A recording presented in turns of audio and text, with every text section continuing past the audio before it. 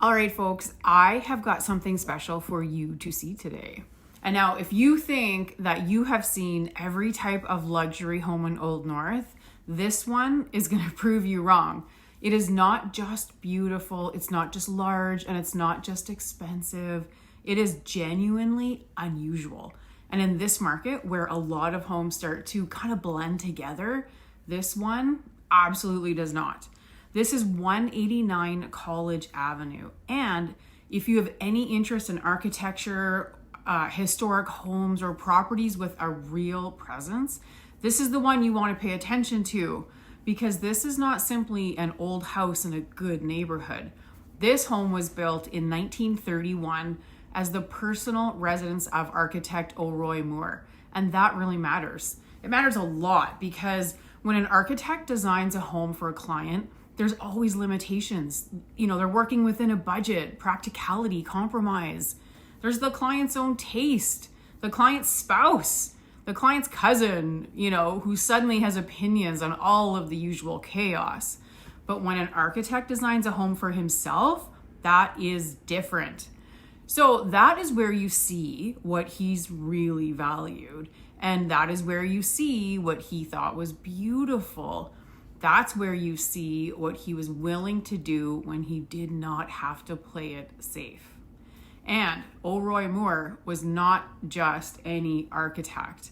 His work, you can see it all throughout London. The Hume Cronin Memorial Observatory at Western, the Dominion building on Richmond Street, and the London Life building on Dufferin. This was his home, his personal statement, and his chance that he had to stretch his design and his imagination. And stretch he did. Now, from the outside, the home begins with a traditional Ontario cottage influence, but then it starts layering something much, much more ambitious. There's colonial revival elements, stone detailing, coins and lintels, a recessed front entry with sidelights and transom.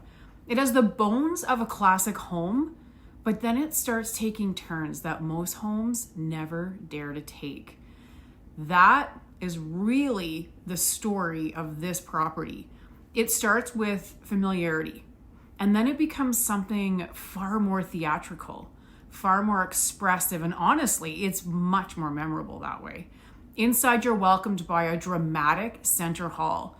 It's got imported English oak flooring, and that immediately sets the tone. This is not a modest old bungalow. This is what I would call a bungalow mansion.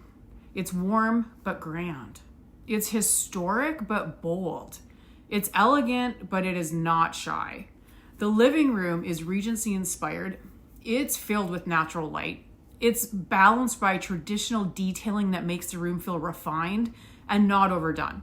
The family room carries that same sense of proportion and scale. There is nothing that feels cramped. Nothing feels like an afterthought. And that is one of the things that separates this truly special home from merely the expensive ones. But in the real moment, the moment that changes this house from beautiful to what on earth is this happens after dinner. Because downstairs is a ballroom. An actual ballroom. And I want to pause there. Because people in real estate throw around dramatic words all the time. They call a breakfast nook an entertaining space, a patch of grass your private oasis. This is not that. This home has a genuine ballroom, and it is spectacular. There's terrazzo flooring, oriental round-headed windows, heavy oak trim, imported English stained glass with a medieval theme, and a fireplace that belongs in a castle and not a cottage. It's one of those spaces that instantly tells you this was never, ever meant to be ordinary. It also tells you something important about the original architect.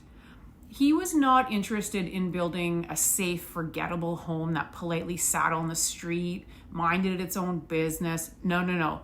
He created an experience. And that is very different from creating square footage. Now, architecturally, the home does blend styles in a way that you think would not work, yet somehow it does. There's colonial revival influences, yes, but there's also touches of Spanish revival, Tudor revival.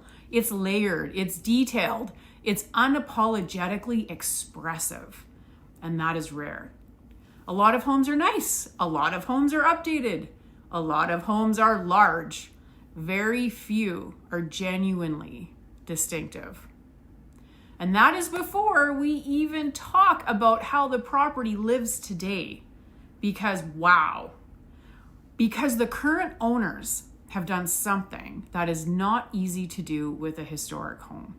They've respected the original intent while also bringing in an urban upscale feel that makes this home feel functional, luxurious, ready to go for modern living. And that balance is hard. Some owners strip all the character out in the name of updating. Others preserve every inch of history, but forget that people still need to actually live there. This home seems to have found a far better middle ground. I've been through it, I know. And the scale of the home supports that lifestyle beautifully. There's 7 + 1 bedrooms, 3 full bathrooms, and 2 very stylish powder rooms. So yes, architecturally it's important. Yes, it's dramatic, but it is also substantial. This is a real family home, a real entertaining home, a real lifestyle property. And then you step outside and somehow it keeps going. This property has 3 garages.